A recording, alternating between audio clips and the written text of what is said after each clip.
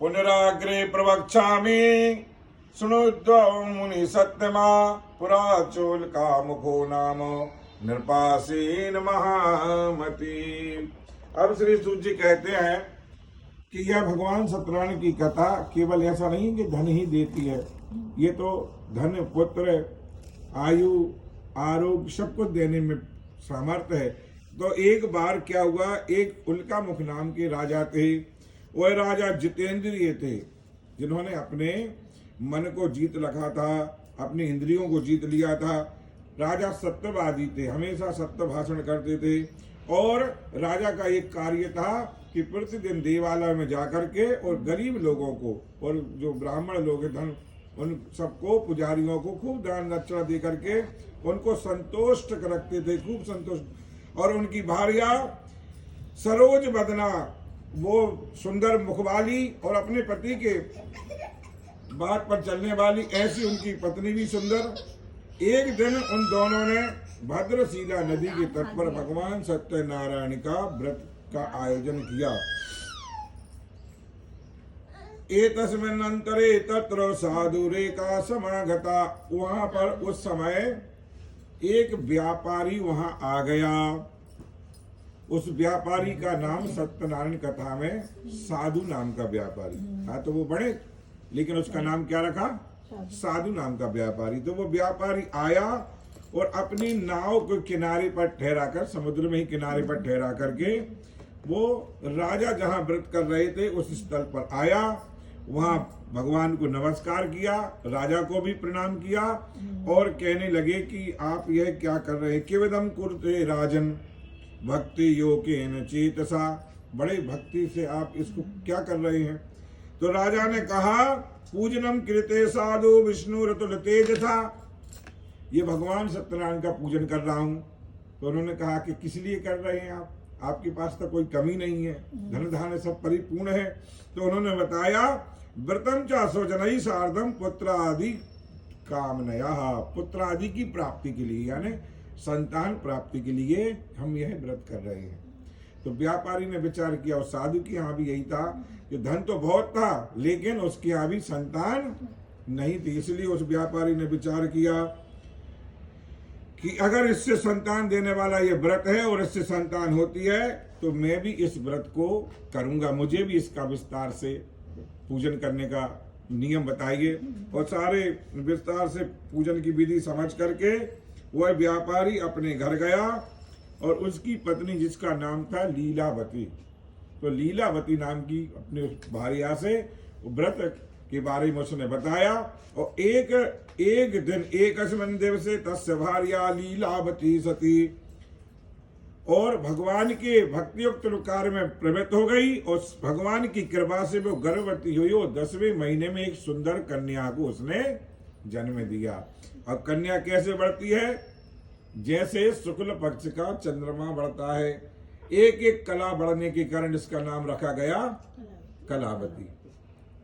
एक एक कला बढ़ती है इसलिए इसका नाम रखा गया कलावती। तब लीलावती ने मीठे शब्दों में अपने पति से कहा कि आपने तो कहा था कि भगवान सत्यनारायण का व्रत करेंगे, अब आप उसे करिए।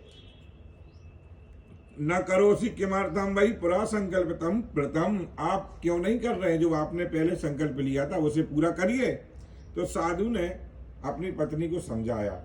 साधु ने कहा कि विवाह समय त्वस्या करिष्यामि व्रतम प्रिय। इस जो व्रत है ना, इसका हम शादी के समय में, विवाह के समय में करेंगे। ऐसा अपनी पत्नी को आश्वासन दे करके वह व्यापारी व्यापार करने को चला गया।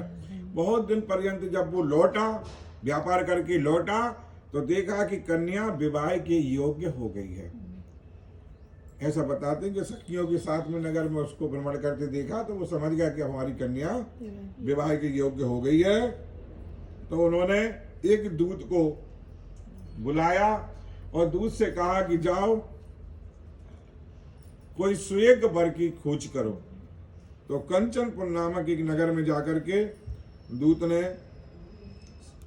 एक बड़े पुत्र को, जो सभी कार्य में गुणों में संपन्न था, ऐसे उस बड़े पुत्र को लेकर के आया। समायागतो हिसा, और उस सुंदर बालक को और सब कार्य में संपन्न सब कार्यों में दक्ष सर्व गुण युक्त बालक को देख करके साधु ने अपनी कन्यादान कर दिया।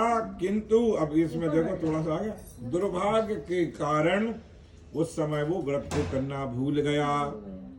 तो भगवान ने कहा कि जो संकल्प किया था, जब हम कोई संकल्प करते हैं कि हम ऐसा काम करेंगे तो उससे हमें करना चाहिए। यही सत्यनारायण भगवान की व्रत कथा कहती है कि हम जब किसी को कहीं बोल दें, कुछ कर दें, तो उसको हमें करना चाहिए।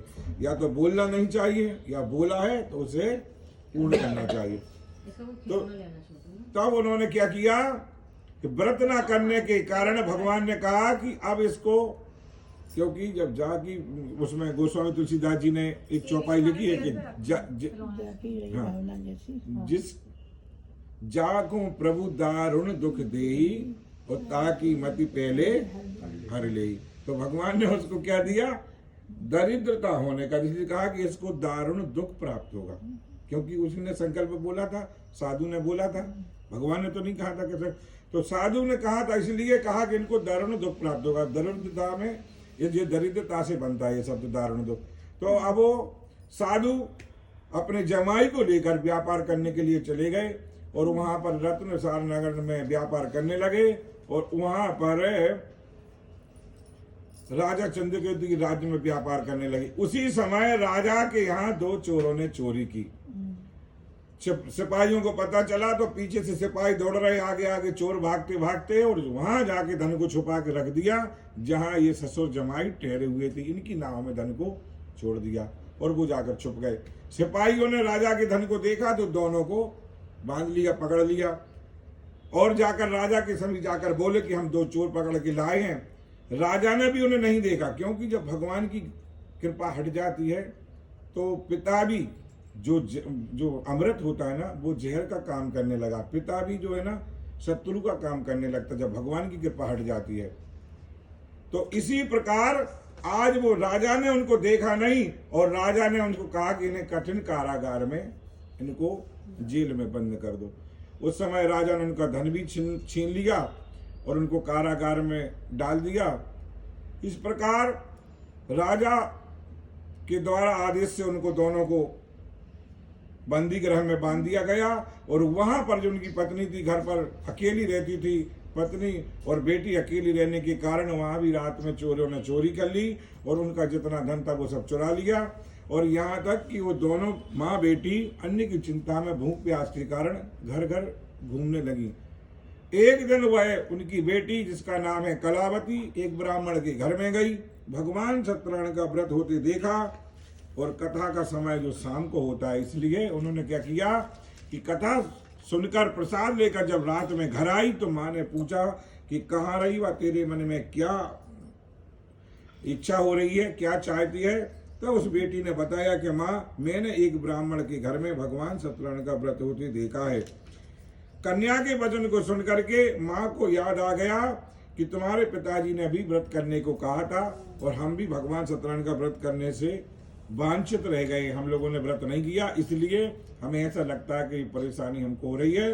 तब उन दोनों ने मिलकर के भगवान सत्यनारायण भगवान का उत्तम व्रत किया, भगवान से क्षमा प्रार्थना की और उनसे कहा कि हमारा जो भी अपराध हो क्षमा करें।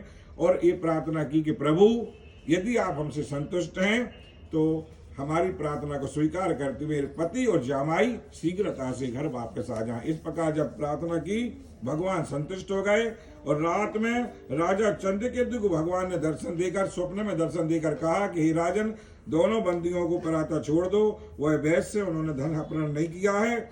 यदि ऐसा नहीं करोगे तो तुम्हारा राज, धन, पुत्र सब नष्ट कर दूंगा।